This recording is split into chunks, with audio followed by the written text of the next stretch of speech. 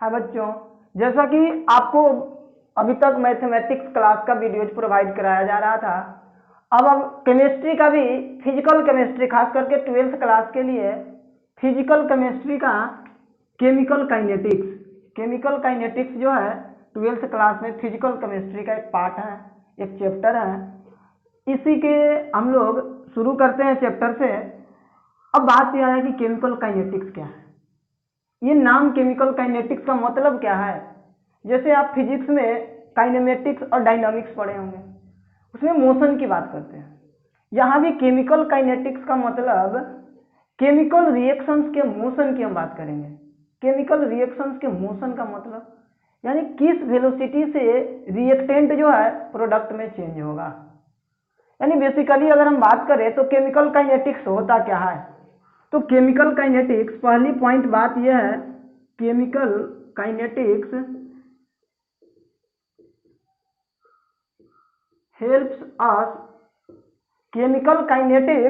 helps us to understand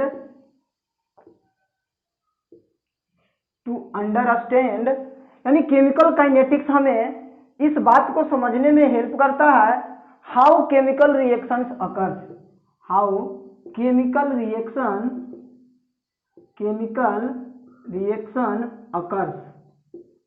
कोई भी chemical reaction किस तरीके से घटित हो रहा है ये इसके बारे में बताता है। अब बात यह कि काइनेटिक्स की बात कर रहे हैं। देखिए ध्यान से इस बात को समझिएगा। 11th क्लास में 2 चैप्टर पढ़े थे।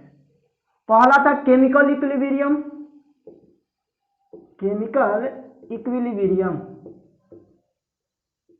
और एक थर्मोडायनामिक्स। ये दोनों भी रिएक्शंस की बात करते थे। थर्मोडायनामिक्स हमें क्या बताता है। थर्मोडायनामिक्स में हम क्या पढ़े थे, जो 11th क्लास में पढ़े होंगे उनको पता होगा कि थर्मोडायनामिक्स जो है हमें ये बताता था, it gives us idea about feasibility of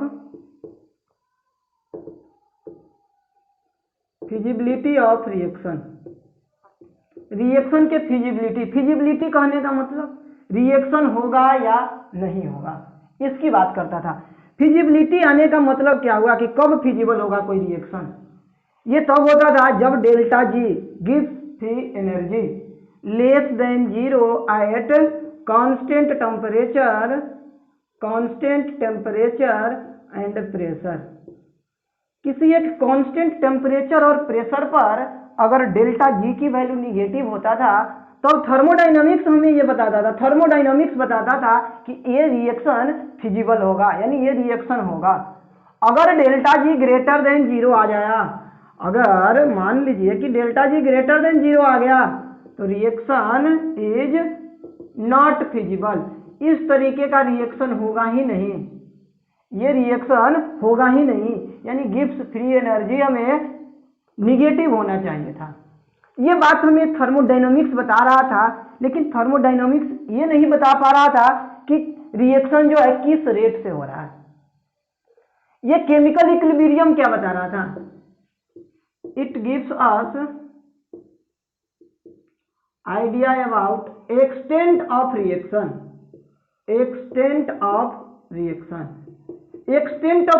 कहने का मतलब, एक्सटेंट का मतलब कि ये रिएक्शन फॉरवर्ड होगा या बैकवर्ड होगा, यानी ये फॉरवर्ड या बैकवर्ड रिएक्शन के बारे में हमें बता रहा था। फॉरवर्ड या बैकवर्ड रिएक्शन के बारे में बताता था कि कोई भी रिएक्शन अगर ए से बी बन रहा है तो अगर रिवर्सिबल रिएक्शन है तो ये फॉरवर्ड की ओर शिफ्ट करेगा या बैकवर्ड शिफ्ट करेगा। इसकी बातें हमें केमिकल इक्विलिब्रियम बता रहा था। लेकिन जैसे एक एग्जांपल के तौर पे अगर देखें हम, आप जानते हैं कि diamond, formation of diamond from coal, ये जो है कोल से यानी चारकोल से जो ये कोयला से डायमंड का फॉर्मेशन होता है। ये फॉर्मेशन जो है कार्बन का जो है फॉर्मेशन डायमंड में जाता है, ये कोल फॉर्म करता है आपको डायमंड में।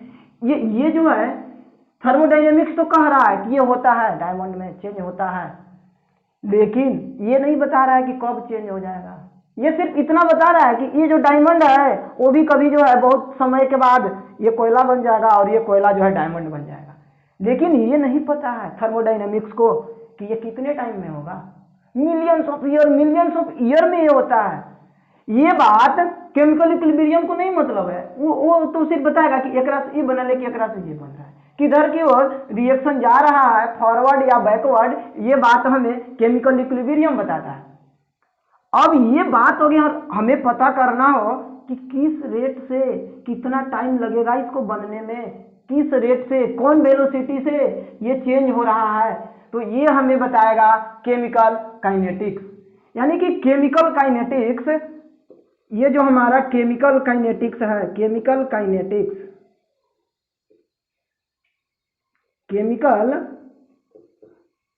काइनेटिक्स जो है हमें ये बात को बताता है रेट ऑफ रिएक्शन। यानी रेट ऑफ रिएक्शन कहने का मतलब कि रिएक्शन का रेट क्या है। रेट ऑफ रिएक्शन यानी कि velocity by which reactants converted into product. ये जो रिएक्टेंट है ये प्रोडक्ट में किस वेलोसिटी से चेंज कर रहा है, यही हमें बताता है केमिकल काइनेटिक्स। तो इतनी बातें आप पहले समझिए कि केमिकल काइनेटिक्स की जरूरत क्यों पड़ा। ये थर्मोडायनामिक्स सिर्फ इतना बता रहा था कि रिएक्शन फिजिबल होगा या नहीं होगा।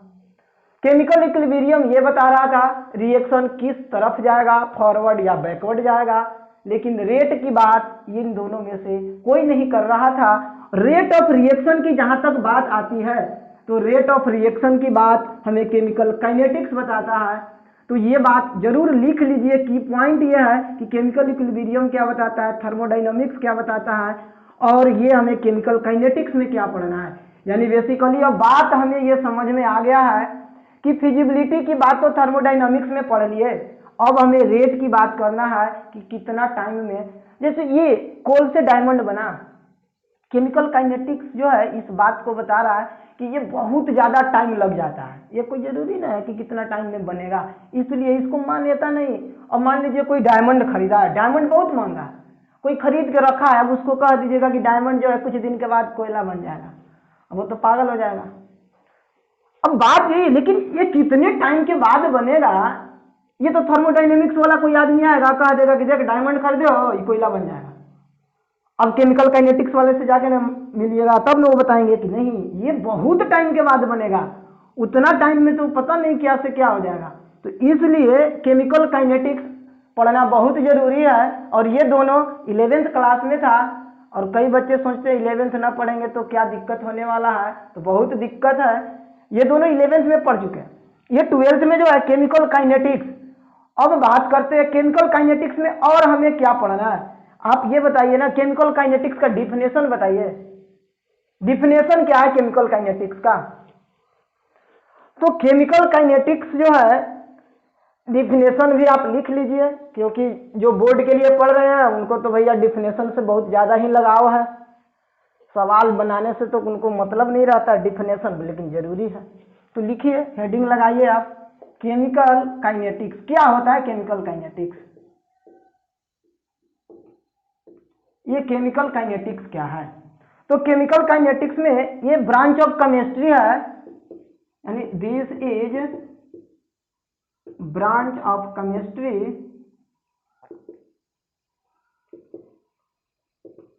which branch of chemistry which deals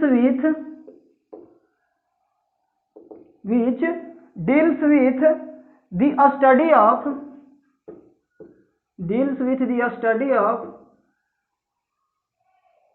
rate of reaction and their mechanism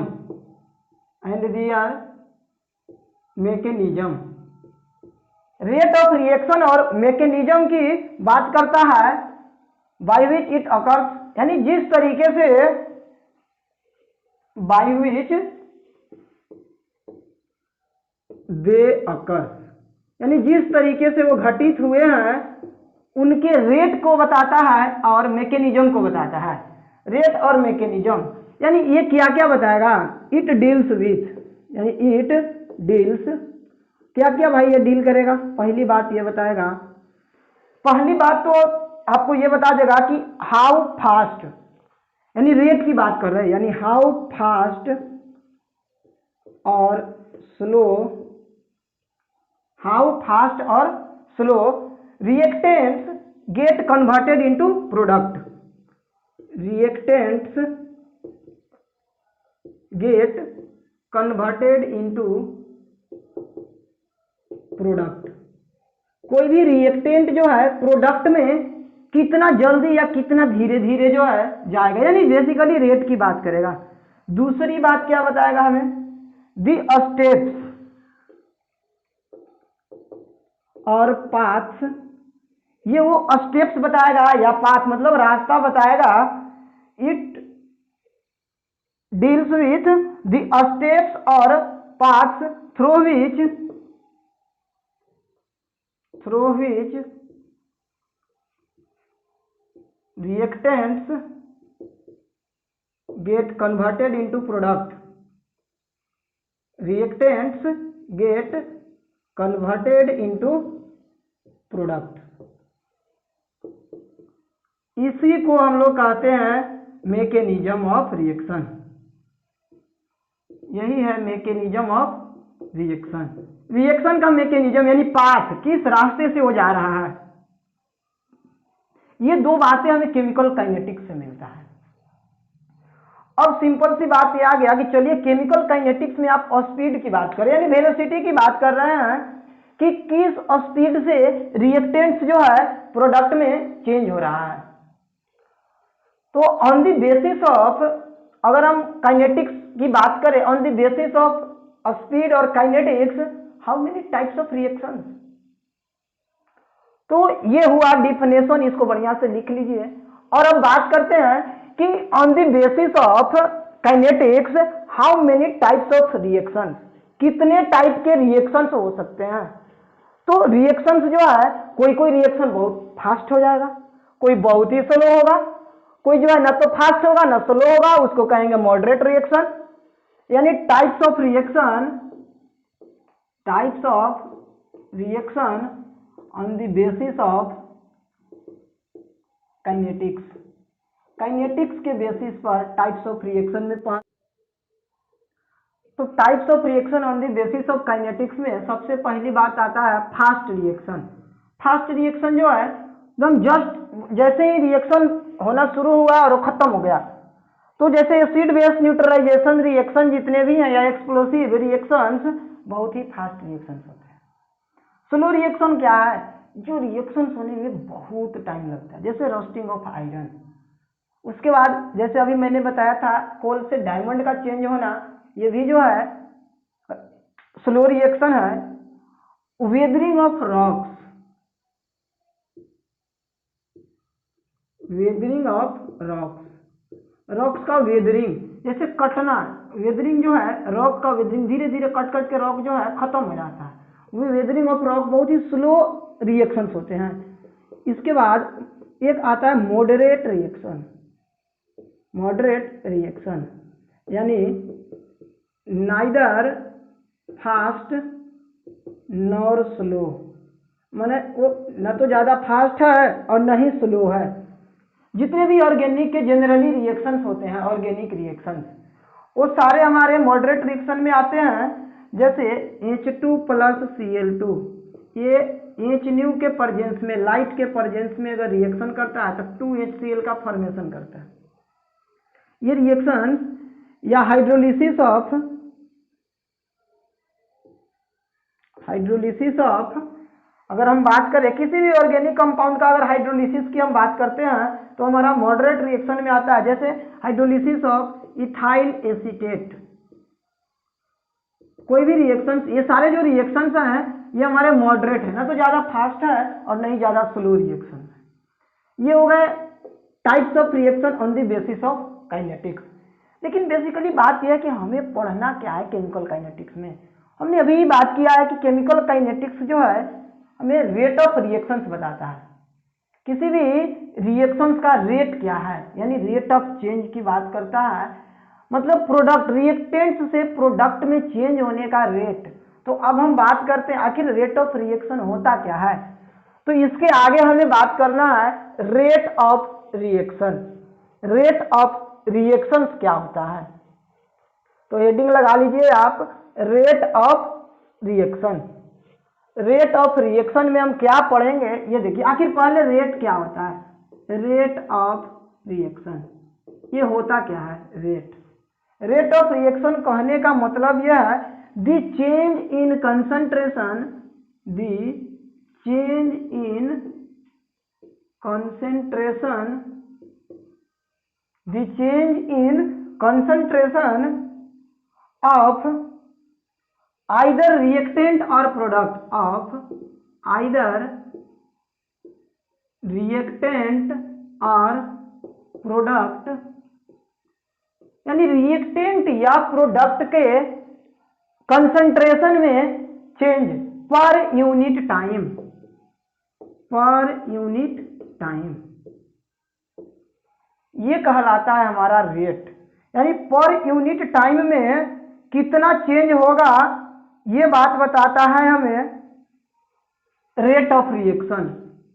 that is, अगर मैथमेटिकली हम बात करें, जैसे इसको हम कह रहे हैं rate of reaction, velocity motion, ये क्या है, चेंज इन, अगर चेंज की हम बात कर रहे हैं तो change in concentration with respect to time, यहां प्लस माइनस दोनों हम लिख रहे हैं।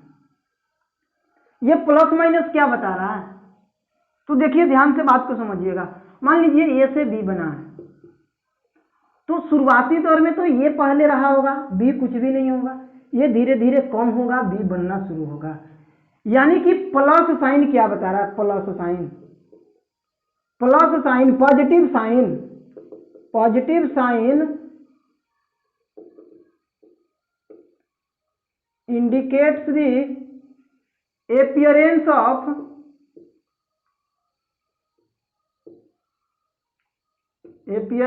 या फॉर्मेशन ऑफ प्रोडक्ट, ये प्रोडक्ट बन रहा है, यानी ये बढ़ रहा है, बन रहा है। निगेटिव साइन क्या रिप्रेजेंट करेगा, negative sign indicates the disappearance, disappearance कहने का मतलब गायब होना, डिसअपियरेंस ऑफ रिएक्टेंट। यानी जैसे जैसे टाइम बीतते जाएगा रिएक्टेंट की मात्रा कम होते जाएगा, प्रोडक्ट का फॉर्मेशन होते जाएगा, यानी पॉजिटिव साइन प्रोडक्ट के लिए आएगा, यानी कि ये रेट ऑफ फॉर्मेशन है, और ये रेट ऑफ डिसअपियरेंस जो है निगेटिव साइन के साथ आएगा। Rate is always positive, rate always positive होता है, लेकिन ये निगेटिव साइन क्यों लगा है, ये बता रहा है कि ये घट रहा है। चेंज, चेंज का मतलब फाइनल माइनस इनिशियल। अगर मान लीजिए शुरुआत में ज्यादा था बाद में कम हो गया तो ये घट के निगेटिव हो जाएगा, और रेट होता है पॉजिटिव, तो उसको पॉजिटिव बनाने के लिए एक और माइनस साइन लगा दिया जाता है, इसलिए कहा जाता है रेट ऑफ रिएक्शन। अब रेट ऑफ रिएक्शन की अगर हम बात कर रहे थे तो ये डीसी क्या है, डीसी, डीसी बराबर स्मॉल चेंज, या चेंज की हम बात करें, डीसी क्या है, डीसी एकदम स्मॉल चेंज है, छोटा चेंज है, या change in concentration, change in concentration, change in concentration, ये जो है कंसंट्रेशन में चेंज हुआ है in a small time interval, in a small time interval dt। ये जो dt टाइम इंटरवल है, एक छोटा सा टाइम इंटरवल, ये क्या, change in concentration with respect to time, यानी कि dc जो है चेंज इन कंसंट्रेशन है, कंसंट्रेशन में चेंज है, और ये एक स्मॉल dt टाइम में कितना चेंज हुआ है ये बात हमें बता रहा है। अब बात यह आया कि ये जो आप रेट कह रहे हैं, रेट यूनिट क्या होगा, unit of rate of reaction, rate of reaction का यूनिट क्या होगा। अब देखिए change in concentration, concentration change हो, दो को घटाएंगे भी फिर भी तो वो रेट जो भी उसका यूनिट होगा कंसंट्रेशन का ही होगा, और कंसंट्रेशन आप जानते हैं नंबर ऑफ मोल पर लीटर सॉल्यूशन होता है, और टाइम का डिवीजन है यानी सेकेंड इनवर्स। मोल पर लीटर पर सेकेंड यही हमारा unit of rate of reaction है, यानी कि रेट ऑफ रिएक्शन का यूनिट ये होता है। और एक लाइन एक बात और ये आप लिख लीजिए, rate of reaction, rate of reaction is always positive quantity, always positive quantity. ये जो होगा ऑलवेज पॉजिटिव होगा रेट। अब आप कह रहे हैं कि तो यहाँ तो आप निगेटिव साइन लगाए हैं, तो ये बात ये कह रहा है कि प्रोडक्ट ए रिएक्टेंट जो है जैसे जैसे टाइम बीत रहा है, मान लीजिए शुरुआती दौर में 10 मोल था, ये 0 था, ये बेचारा घट के 5 मोल हो गया, तब ना ये 5 बनेगा। तो टोटल जो है ये क्या गया 10 से 5 आया। अगर इसके चेंज कहिएगा आप तो कहिए final minus initial.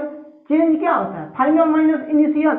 Final 5 initial जो है 10 हो गया। कोई कहा कि इस चेंजिंग में जो टाइम लगा है वो 5 सेकेंड का टाइम लगा, तो आप क्या कहिएगा कि इसका जो रेट है, rate of reaction, change in concentration कहिएगा। देखिए यहाँ चेंज क्या हुआ, यहाँ पॉजिटिव चेंज हुआ है, फाइनल ज्यादा है इनिशियल कम है। यहाँ क्या है, फाइनल कम है इनिशियल ज्यादा है, इसीलिए रेट जो है ऑलवेज पॉजिटिव होता है। घटाइएगा तो -5 आएगा, एक और माइनस लगा दिया जाता है, इसीलिए कह रहे हैं कि rate of reaction is always positive quantity. और जब भी हम डिसअपियरेंस की बात करते हैं तो डिसअपियरेंस के केस में एक और माइनस लगाना पड़ता है, इसीलिए ये साइन आता है। अब ये बात हो गया कि ये रेट ऑफ रिएक्शंस हो गया। ये ग्राफ से कुछ graphical representation rate of reactions का बात करते हैं कि आखिर रेट ऑफ रिएक्शन का ग्राफ से कुछ बताइए ना, ग्राफिकल रिप्रेजेंटेशन क्या होगा। तो ग्राफ से अगर हमें देखना हो तो ग्राफिकल रिप्रेजेंटेशन किस तरीके का होगा ये बात हमें जानना होगा। अब देखिए रिएक्टेंट जो है प्रोडक्ट में चेंज हो रहा है, तो दो बातें अलग अलग हम बनाते हैं कि इधर की ओर टाइम है, हम एक रिएक्शन ले लेते हैं, ए से बी का फॉर्मेशन हो रहा है, ये हमारा टाइम है। इधर की ओर कंसंट्रेशन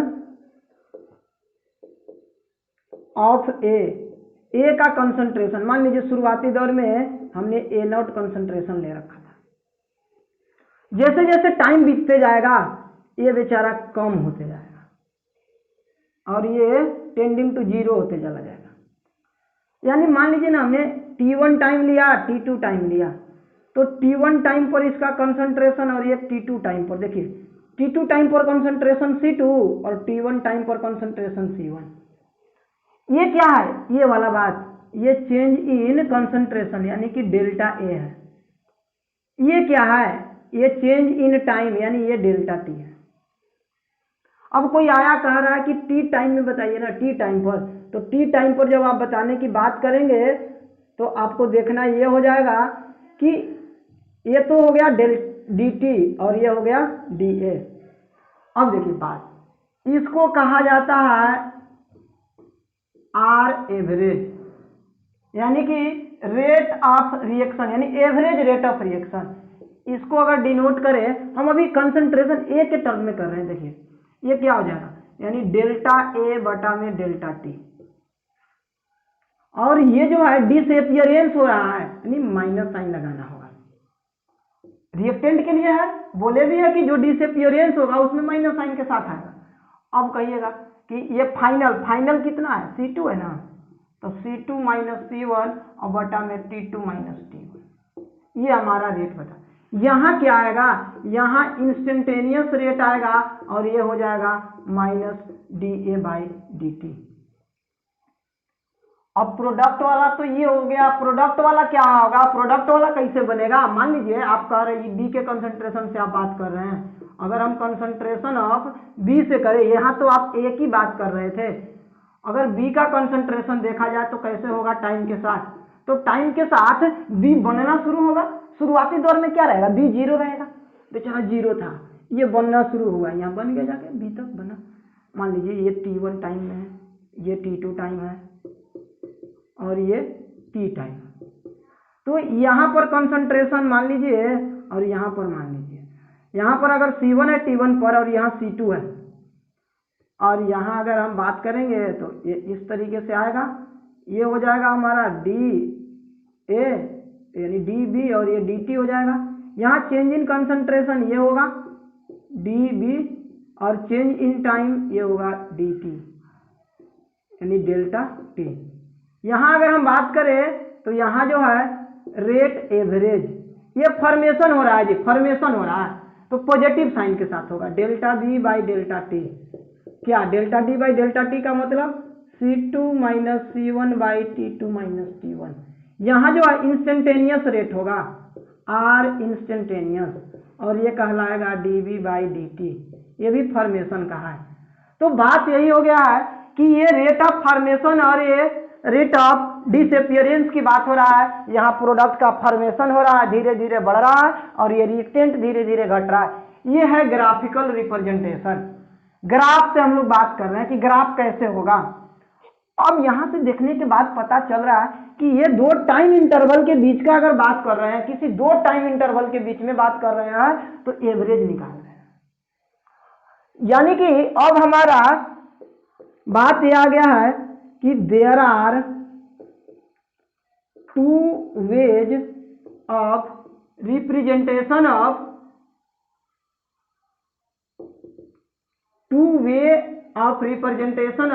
रेट ऑफ रिएक्शन, यानी किसी भी रिएक्शन के रेट को दो वे में रिप्रेजेंट करने के लिए हमारे पास अब बात आ गया है। पहला क्या है, average rate of reaction, average rate of reaction, इसको आर एवरेज कहते हैं। और दूसरी बात आ गया है इंस्टेंटेनियस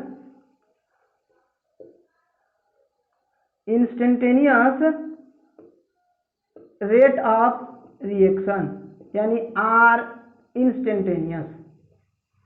दो तरीके का हमारे पास रेट आ गया है। अब बात यह है कि ये एवरेज रेट क्या होगा, तो देखिए ध्यान से, आर एवरेज की अगर हम बात करें तो आर एवरेज क्या होगा, यानी minus delta A by delta T बराबर delta B by delta T.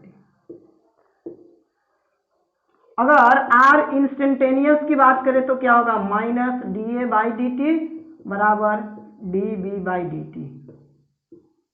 ये डी बी क्या है, स्मॉल चेंज है, small change in small time. ये बहुत छोटे लेवल की बात हो रहा है, यानी एकदम एक व्यक्ति पूछेगा कि ये इतने में बताइए कि यहाँ रेट क्या है किसी एक ही पॉइंट पर, और कोई बोलेगा कि इस इंटरवल में बताइए रेट क्या है। अगर इंटरवल की बात कर रहा है तो एवरेज रेट ऑफ रिएक्शन, अगर ऐसे सिंपली बात कर रहा है तो इंस्टेंटेनियस रेट ऑफ रिएक्शन की बात होगा। अब बात यह आया कि चलिए ये एवरेज कब जो है इंस्टेंटेनियस बन जा रहा है, यही एवरेज इंस्टेंटेनियस तब बन जाएगा जब ई वाला इस पॉइंट पर आ जाए। और बात क्या देख रहे हैं कि इंस्टेंटेनियस रेट जो है उस ग्राफ पर ये जो स्लोप होगा, स्लोप एक्चुअली हमने यहाँ स्लोप निकाला है, इस पॉइंट पर जो स्लोप होगा वही हमें बताएगा इंस्टेंटेनियस रेट। यानी इंस्टेंटेनियस रेट का मतलब क्या, slope of curve at that point, यानी उसी पॉइंट पर हमारा स्लोप जो होगा कर्व का वो बताएगा इंस्टेंटेनियस रेट।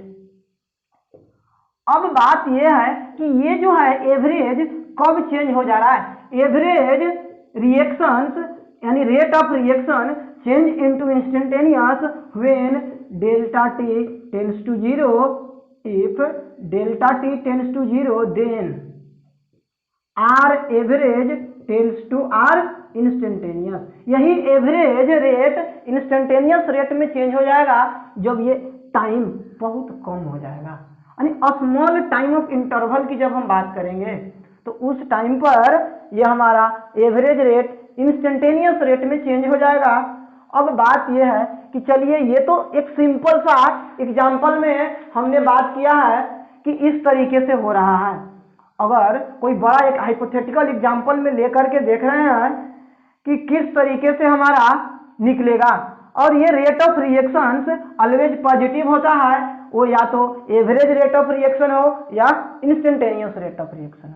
तो कोई एक एग्जाम्पल लेकर के इस ग्राफ को बड़े शालीनता से देखिए, नहीं तो नहीं समझ में आएगा। ये ग्राफ जो है, सबसे पहला ये जो ग्राफ बना है ये रिएक्टेंट का ग्राफ है, यानी ग्राफ ऑफ डिसअपियरेंस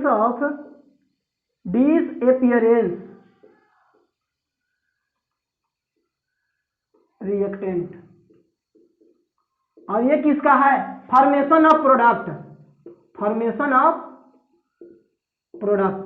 यहां जो बी प्रोडक्ट बन रहा है ये उसका कर्व खींचे हैं हम।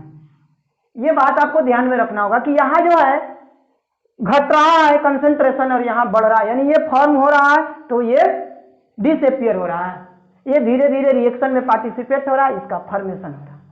अब चलिए, अब कोई हाइपोथेटिकल एक ही रिएक्शन में यहाँ तो जो एक एक रिएक्टेंट एक एक प्रोडक्ट था तो आप ऐसे लिख दिए, तनी बढ़ा सा रिएक्शंस आए तब जो है रेट लिखने की बात बताइए ना, ऐसे कैसे रेट लिखा जाए। आपको एक बात याद होना चाहिए कि जब केमिकल इक्विलिब्रियम पढ़ रहे थे तो केमिकल इक्विलिब्रियम में आप क्या पढ़े थे कि हमारा सबसे पहली बात यह है कि रिएक्शन शुड बी बैलेंस्ड।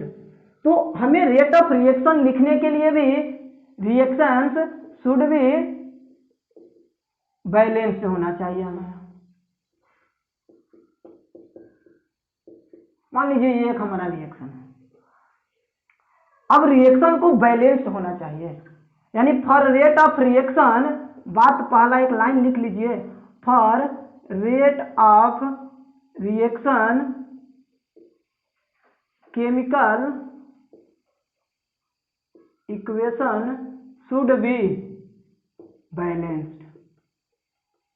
सबसे पहले हम बैलेंसिंग करा लेंगे, उसके बाद रेट ऑफ रिएक्शन लिखेंगे। अब देखिए रेट ऑफ रिएक्शन में बात यह है कि यहाँ तो अगर रेट की हम बात करें, जनरली अगर एवरेज रेट की बात कोई करेगा एवरेज, तो डेल्टा में लिखेंगे। ये क्या है? ये जितना स्टेशियोमेट्री कोफिशिएंट आएगा उतने का डिवीजन होगा, और ये डिसअपियरेंस हो रहा है तो delta A by delta T होगा, ये 1/a delta B by delta T होगा। इधर जो है फॉर्मेशन हो रहा है तो पॉजिटिव साइन के साथ होगा, इधर भी फॉर्मेशन हो रहा है तो पॉजिटिव साइन के साथ होगा। लेकिन अगर कोई आकर के आपसे बोले कि ये एवरेज आप लिखे, इंस्टेंटेनियस रेट कैसे लिखेंगे? इंस्टेंटेनियस रेट में आएगा -1/m, यही जो है डेल्टा टी टेंड्स टू 0 हो जाएगा और डीए चेंज हो जाएगा और ये ऐसा हो जाएगा, यानी स्मॉल चेंज की हम बात करने लगेंगे और कोई अंतर नहीं होगा।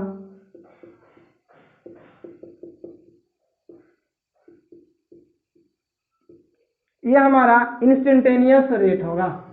अब इस पर रिलेटेड बहुत सारे सवाल आएंगे, रेट ऑफ रिएक्शन से ही रिलेटेड आपके बहुत सारे सवाल आ सकते हैं।